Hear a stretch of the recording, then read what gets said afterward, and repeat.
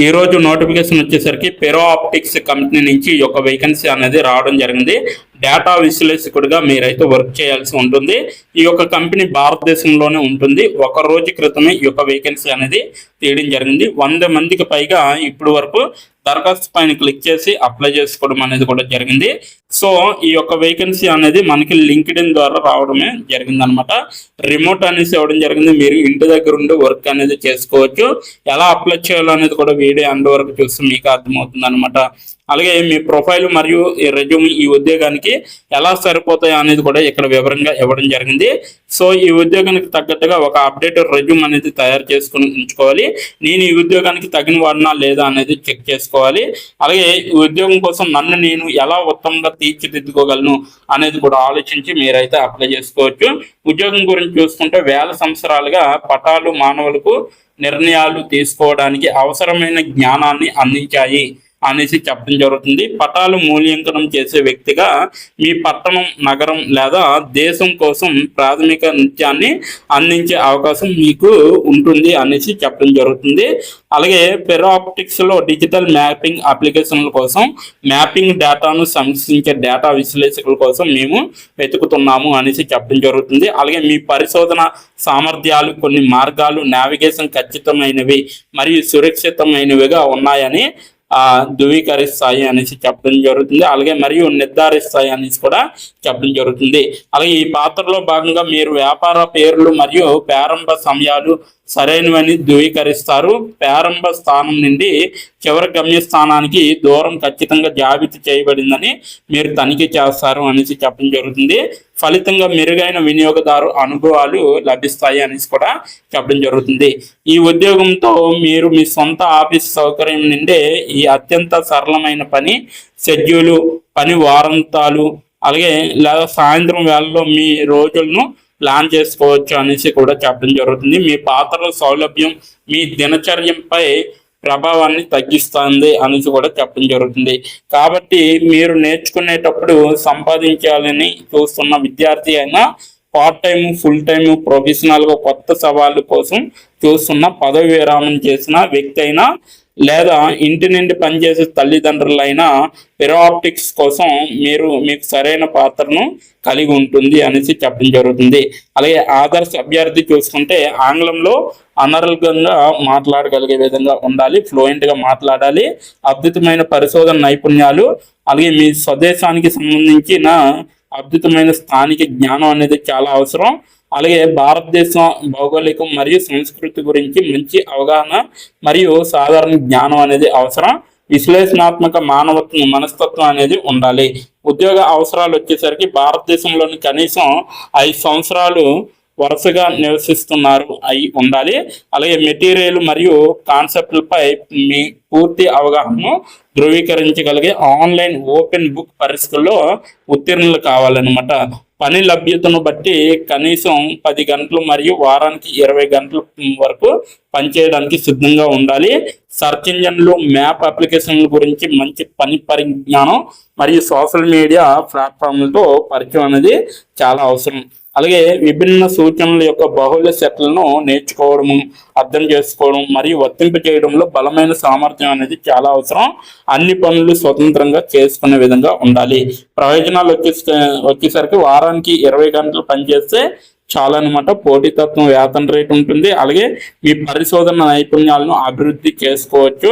అలాగే దూర ప్రయాణాలకు కూడా నివారించే విధంగా ఉండాలి. మీ ఇంటి ఆఫీసు నుండి సౌకర్యంగా పనిచేసే విధంగా ఉంటుంది. మీ సొంత పని గంటలను సెట్ చేసుకోవడానికి సౌలభ్యాన్ని ఆస్వాదించండి అనేసి చెప్పడం జరుగుతుంది. సో ఈ రోజే ఆన్లైన్లో దరఖాస్తు చేసుకోండి అనేసి చెప్పడం జరుగుతుంది. సో ప్రతి ఒక్కరు కూడా వీడియోని చూసిన ప్రతి ఒక్కరు కూడా అప్లై చేసుకోవడానికి ట్రై చేయండి. సో ఈ యొక్క అప్లికేషన్ లింక్ అయితే నేను కింద నా డిస్క్రిప్షన్ బాక్స్లో మీకు ఇవ్వడం జరిగింది. లింక్ అనేది అప్లికేషన్ లింక్. సో అక్కడికి వెళ్ళి మీరు డైరెక్ట్గా అప్లై చేసుకోవచ్చు. ఇప్పుడు ఎలా అప్లై చేయాలో మనం క్లియర్గా తెలుసుకున్నాం. ఎక్కడ స్కిప్ చేయకుండా ఎండ్ వరకు చూడండి వీడియోని. ఇప్పుడు ఎలా అప్లై చేయాలో మనం తెలుసుకున్నాం. డిస్క్రిప్షన్ బాక్స్లో ఇచ్చిన లింక్ మీరు ఓపెన్ చేయగానే మీకు ఈ విధంగా నోటిఫికేషన్ అనేది ఓపెన్ అవుతుంది. ఇక్కడ మీరు ఈజీ అప్లై పైన క్లిక్ చేస్తే మనకి నెక్స్ట్ పేజీ అనేది ఓపెన్ అవుతుంది. ఇక్కడ నెక్స్ట్ పేజీలో అప్లై టు అని ఉంది కదా, అక్కడ దాని పక్కన కంపెనీ నేమ్ అనేది రావడం జరుగుతుంది. ఏ కంపెనీకి అయితే అప్లై చేస్తున్నారో ఆ యొక్క కంపెనీ నేమ్ అనేది రావడం జరుగుతుంది.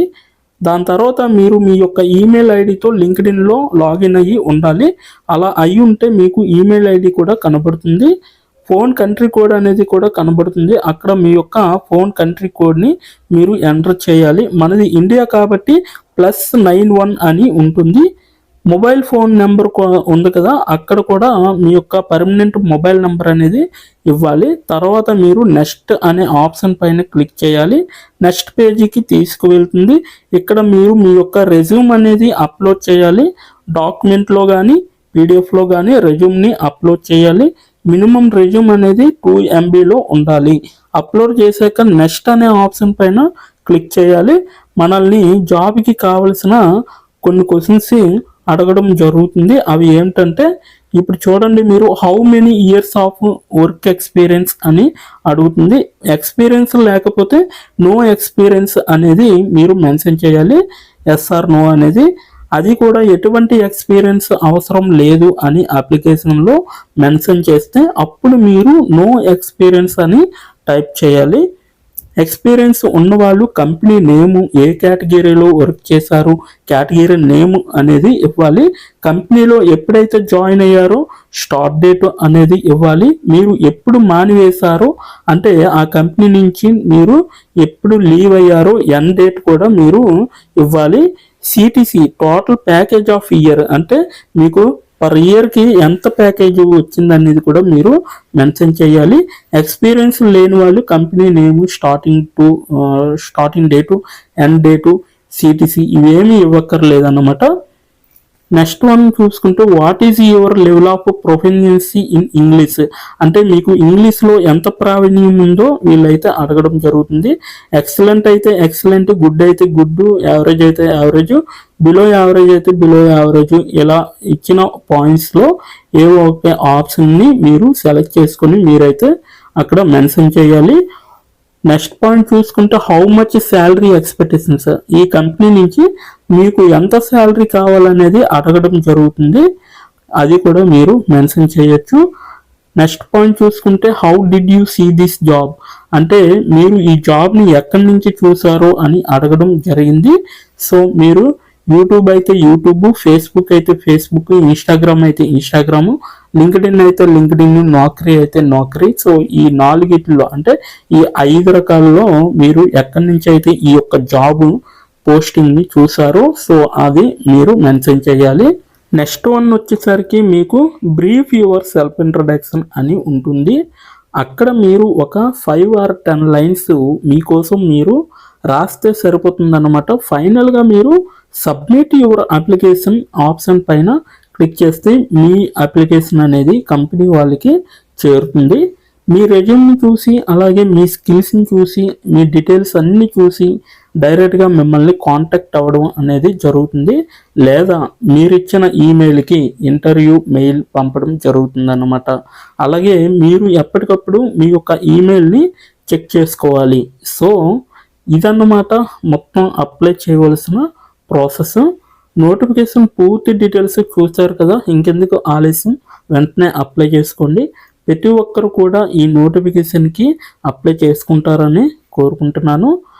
ఇప్పటి వరకు ఈ వీడియోని చూసిన ప్రతి ఒక్కరికి చాలా థ్యాంక్స్ ఫర్ వాచింగ్.